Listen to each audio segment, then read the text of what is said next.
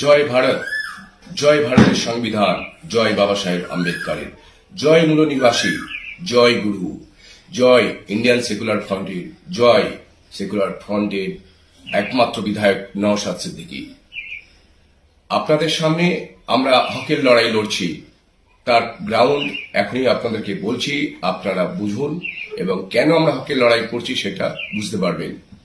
আপনাদের সামনে যে দল নির্বাচনে দাঁড়িয়েছে কংগ্রেস দল, এই কংগ্রেস দলটির প্রতিষ্ঠাতা একজন ইংরেজ, অর্থাৎ কংগ্রেস দলের প্রতিষ্ঠাতা কোনো ভারতীয় নন। সিপিএম দলের প্রতিষ্ঠাতা ভারতীয় নয়, একজন ইহুদি। এবার আসা যাক বিজেপি এবং টিএমসি। বিজেপি এবং টিএমসি দলের প্রতিষ্ঠাতা আরএসএস। আপনারা জানেন আরএসএস একটি সংগঠন যারা বারবার ভারত বিরোধী কার্যকলাপে অংশগ্রহণ করেছে। এই ভারত বিরোধী বা ভারতের আইন বিরোধী কার্যকলাপে অংশগ্রহণ করার জন্য মোট 4 বার এই আরএসএস কে ব্যান্ড করা হয়েছিল। একবার 1947 সাল, একবার 1948 সাল, একবার 1975 এবং 77 এর মধ্যে, একবার 1992 সাল, অর্থাৎ যখন বাবরি মসজিদকে শহীদ করে দিয়েছিল এই আরএসএস এর ফলোয়াররা।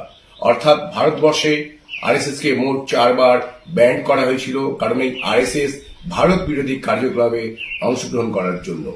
এই আরএসএস দল জন্ম দিয়েছে বিজেপি এবং টিএমসি, এবং সেই জায়গায় আমাদের প্রাণের প্রিয় আমাদের চেয়ারম্যান নওশাদ সিদ্দিকী সাহেবের দল ইন্ডিয়ান সেকুলার ফ্রন্ট, যারা ভূমিপুত্রদের নির্বাচনে নামিয়েছে, ভূমিপুত্রদের জীবন এবং জীবিকা রক্ষার জন্য তারা লড়াই করছে।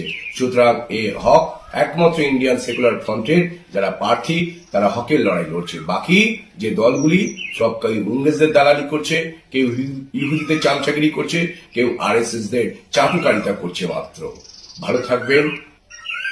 ভালো থাকবেন সবাই।